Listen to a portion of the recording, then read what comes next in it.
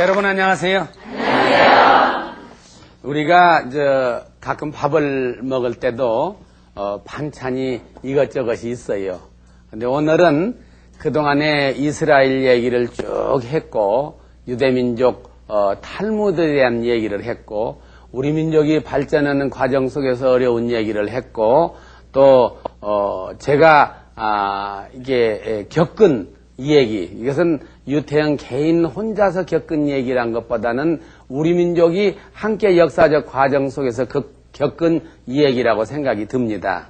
고생스러웠던 얘기, 그것을 어떻게 극복했는가의 얘기, 이런 것들을 얘기했는데 오늘은 새로운 별식 반찬처럼 덴마크 얘기를 좀 하려고 합니다.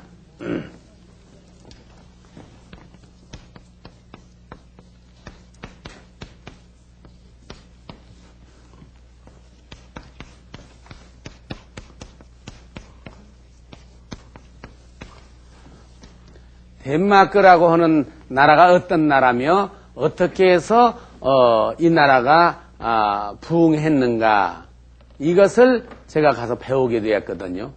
그럼 어떻게 덴마크에 유학을 갔느냐? 고등학교 1학년, 야간고등학교 1학년 구두학교 하던 시절에 덴마크에 유학 가겠다는 꿈을 가졌어요. 이 꿈을 가졌다는 것 내가 늘 교육에서 이 얘기 안 합니까?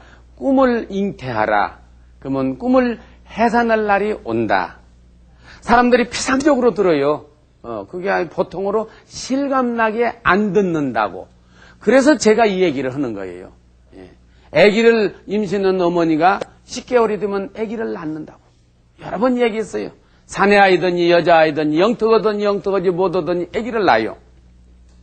꿈을 잉태한 사람은 반드시 그 꿈을 해산할 날이 온다는 것, 경험을 통해서 확실하게 제가 보증할 수 있어요.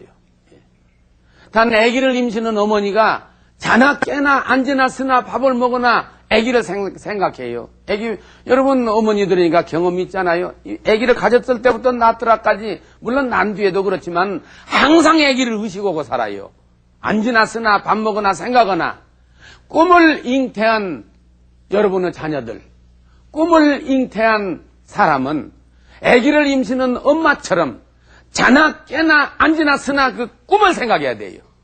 항상 그 꿈이 해산되기를 바라면서 살게 되면은 반드시 꿈이 해산돼요. 저는 13년 만에 이루어졌어요. 13년 만에. 논문이란 거는 자기 주장이 나와요. 그래서 한국 농촌이 어떻게 해서 어떤 사정에 있고 무엇이 문제고 어떻게 됐으면 좋겠다는 논문을 한 두어 달 걸려서 썼어요. 그리고 또 편지를 썼어요. 자기 속에서 내가 이렇게 자랐고 이렇게 성장을 했고 이러이런 꿈을 가졌고 이런 꿈을 가지고 살아왔는데 세계적인 선진 복지 농업 국가인 덴마크에 가서 공부를 하면은 우리나라에 돌아와서 우리나라 농촌을 위해서 그만큼 봉사하고 노력을 하겠다. 그런데 나는 이 구두닦이 출신이고 신문팔이하고 이렇게 지낸 사람이기 때문에 돈이 없다. 그런데 어떻게 공부할 수 있는 길이 열리지 않겠는가 하는 글을 썼어요. 그리고 영어로 번역했어요. 영어 실력도 시원찮으지요. 그러니까 그 영어 편지가 지금도 있지만 전치사, 관계대명사 제대로 잘못 써가지고 글이 어수룩해요. 내가 덴마크 아무도 몰라요. 갔다 온 사람도 모르고 온 사람도 모르고 대사관도 없고. 그래서 도서관에 가서 대백과사전을 떠들러 보니까 프레드릭 9세 임금님이 그 나라 국왕이다 써있더라고요. 임금님은 제일 높겠지. 편지 서두에다가 프레드릭 9세 임금님 귀하 영어를 그렇게 썼어요. 그리고 신나게 아주 봉투를 크게 만들어가지고 타잡기도 빌릴 데도 없어요. 뭐 컴퓨터는 그 시절에 없으니까. 그래서 손으로 꼬박꼬박 써가지고 봉투를 넣어서 이렇게 넣어가지고 이제 만들었는데 주소를 쓰는데 이렇게 큰 봉투에다 왼쪽 위에 구석지다가 from 보내는 사람 그 말이요. 보내는 사람 from 태영유 영어로 이제 어쩌고 저쩌고 대한민국 리퍼블릭 코리아 썼단 말이에요. 그다음에 붙이는 사람 한가운데거든. 누구에게 그거 아니요? 이게 to 그렇게 하고는 쫑쫑하고는 프레드릭 9세 임금님 귀하 영어로 썼단 말이에요. 근데 주소를 알 수가 있어야지. 아니, 어느 책에 봐도 어디 몇 번째 산다 소리가 없어요. 예. 그 또 못 붙였지 말이야. 못 붙여서 또 어떻게 하냐. 네, 고민하고 그때 그렇지. 임금님이 아무리 못난 아니 무식한 편지 배달부도 임금님 어디 사는지 모르는 사람 어디가 있어요? 그래서 그냥 임금님은 수도에 살겠지. 수도는 그 나라 서울이 코펜하겐이거든요. 그래갖고 코펜하겐 땜막 그랬어요.